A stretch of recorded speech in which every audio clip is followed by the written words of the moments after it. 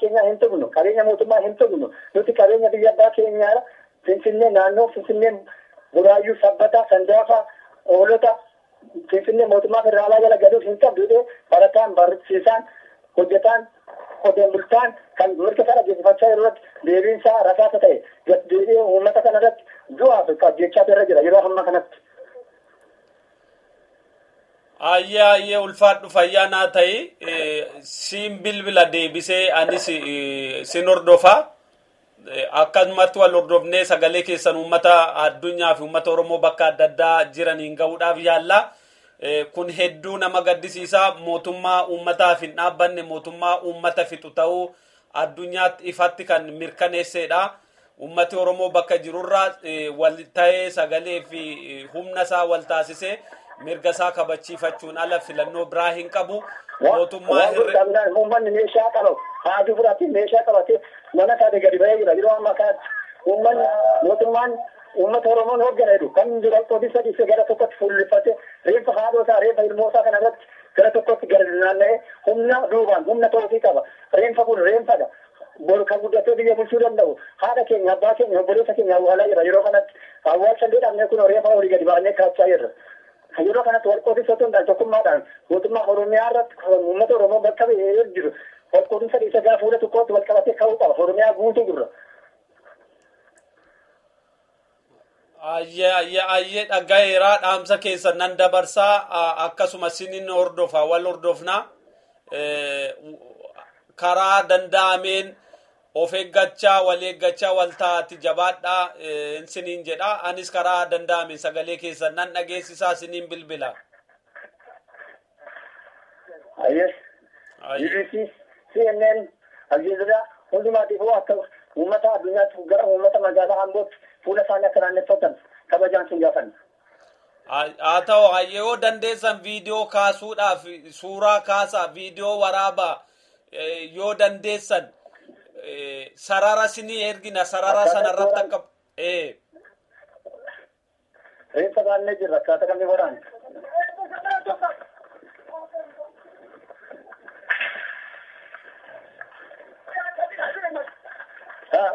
Bale Emma. Hello.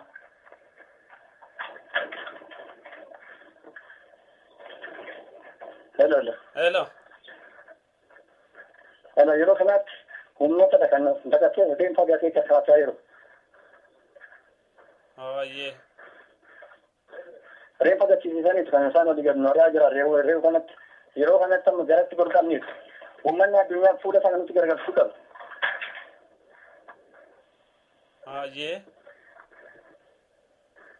Ayyee hamma haala iddoo boqonnaa wayii dhagaaneera gaaffii na gaafachuu waan ta'e illee na gaafata amma iddoo sagaleen tasgabbaadhaan jedhama yeroo ammaa kanatti kaateera. Bakka mijataa jirtaa? Amma bakka mijataa jira na gaafadhu waan na gaafachuu dandeessu. Amma maaltu ta'aa jira amma sa'aatii kanatti maal argitaati? Sa'aa ganama kaasee guyyaa afurii walitti aansee wanta magaalaa Amboo keessatti gaaffii mirgaa qofadha kan gaafatamaa jiru. Guutuun Oromiyaa keessatti tokkoffaan Baardaa keessatti uummanni kun jaarraa kudha afuraffaa jaarraa kudha jaaffaa keessatti arrabsamaa ture hamma deebi'ameet gadi cabsummaa gadaantummaa uummata kanaa malee kan nu ibsaa jiru hin jiru. Gaaffiin kun arrabsoon kun nurraa ta'uu qaba. Kadir Muktaar nurraa bu'uu qaba. Kummaa dammaqsaa uummata kana bakka bu'uu hin qabu.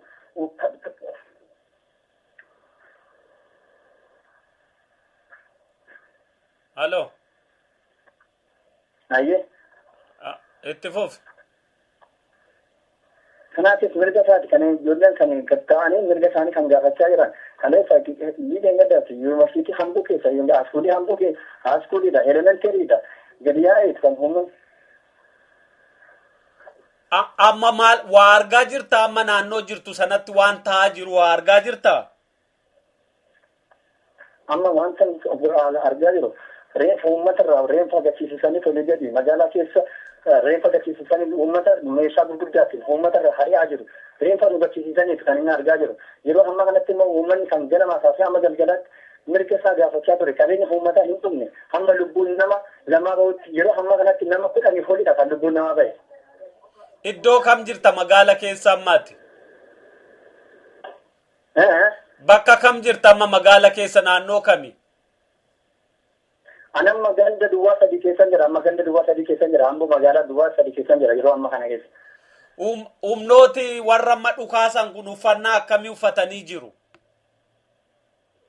Humna poolisii federaalaati. Humna mootummaa federaalaati kan humni poolisii Oromiyaa keessaa gadi fane humna poolisii Oromiyaa uummata wajjin sinillee hiriira nagaa ba'aa jirtu uummata Oromiyaa poolisii Oromiyaa keessaa baasanii jiru. Kan hidhatee jiru uummata afaan isaa dhaga'aa jiru. Uummata bifa isaallee beeknee hin jiru. Rasaasa guddaadhaan kan nutti dhukaasaa jiru. Uummata afaan isaa nuti hin dhageenyedha.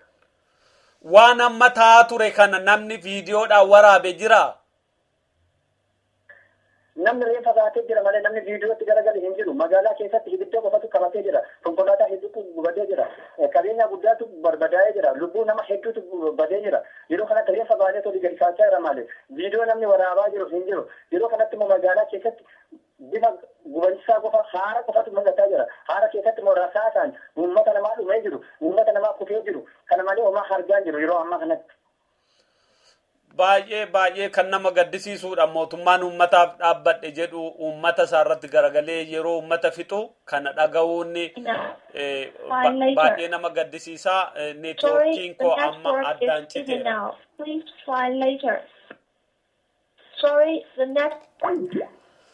Dhaggeeffattoota keenya akkuma dhaggeeffachaa turtan kallattiidhaan magaalaa Amboo keessatti humni federaalaa bobba'ee ummata meeshaa malee irratti meeshaa gurguddaa dhukaasaa fi lubbuu namootaa dabarsaa akka turedha. Yeroo kanatti barattoonni gaaffiin isaan gaafatan gaaffiin mirgaa nuufaa kabajamu, mirgi keenya nuufaa eegamu kan jedhudha. Lafti Oromoo seeraan alaa akka hin ciramne mirgi uummata Oromoo akka kabajamu kan jedhu kan dhageessisanii uummati kun meeshaa hin qabu, uummata meeshaa maleeyyiidha. Barattoonni kunis meeshaa hin qabanii.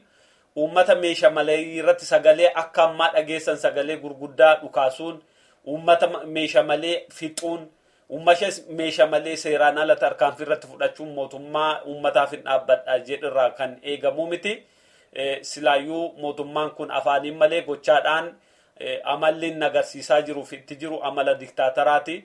Yeroo namni karaa nagaa gaafatu humna qawweedhaan kan dhukkaamsuudhaan yaalu. Uummati addunyaa waan kana akka beekuuf akka saaxiluudha. Kaayyoon karaa nagaatiin hiriirri gaggeeffamuyyuu maaliif yeroo nagaa keessatti waa hundi karaa nagaan akka raawwatu, uummati mirga akka qabu, uummati dubbatatee akka dhageessifatu haasa'amaa kan turame qabatamaan kunoo akka darbaa jiru kanatti qabatamaan uummata reeffa baatee deemu irratti dhukaasanii reeffa irratti akka karaa irratti gatanidha. Fincilli diddaa gabrummaa Oromiyaa bakka adda addaa keessatti ka'aa jirus sirnii fi ilaalchi dhiittaan akkasii kun uummata Oromoo irraa akka ka'u, uummata Oromoo biyya isaa irratti nagaan bahee akka galu, nagaan akka jiraatu, qabeenya akka horatu, sodaa tokko malee akka jiraatu kan taasisuu fi kan gaafatudha. Haalli kun irra deddeebi'amee bakka garaa garaattis kan dhaga'amaa jirudha. Uummata addunyaa, uummati Oromoo bakka jirurraa dhiibbaa fi rakkoon kun akka ka'uuf wal ta'ee tumsa barattootaa fi ilmaansaa biyya keessaa dhumaniif ta'uu qaba. Yeroon itti uummati waliin dhaabbatee sagaleessaa dhageessisuu qabu, yeroo uummati waliin sigaa jedhee mootummaa abbaa irree kana aangoorraa darbatu yeroo ammaati. Kana caalaa ragaan guddaan jiru. Uummata reeffa baatee deemutti dhukaasanii fixuun, uummata meeshaa of harkaa hin qabne irratti dhukaasuun mootummaa dhugaadhumatti mootummaa irraa kan eegamu miti. Mootummaan kun mootummaa uummataa akka hin taane kan mirkaneessedha. Kanneen mootummaa kana deeggaranii bira dhaabbatanis kana ijaan wayita arganitti kan ragaa ba'amudha. Kan akka gurraan dhaga'amudha. Akeeki reediyoo keenya waldhabdeen akka babal'atu, waljibbinsa akka babal'atu otoo hin taane kanneen sagaleen isaanii ukkaanfamanii ajjeefamaa jiran akka sagaleen isaanii dhaga'amu tumsa ta'uudha.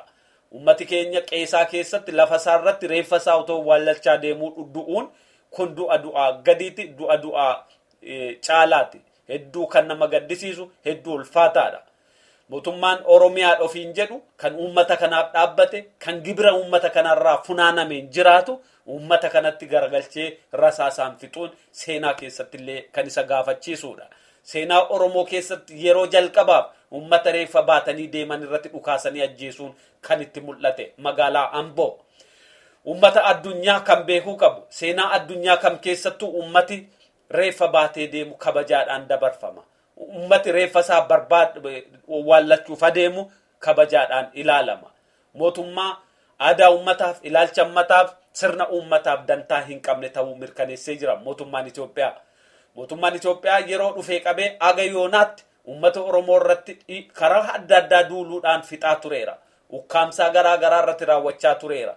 Halkan ajjeesuun, dhoksaadhaan ajjeesuun akka dimokiraatawaa ta'e ibsaa tureera. Har'a immoo guyyaa saafaadhaan ummatatti dhukaasee ajjeeseera.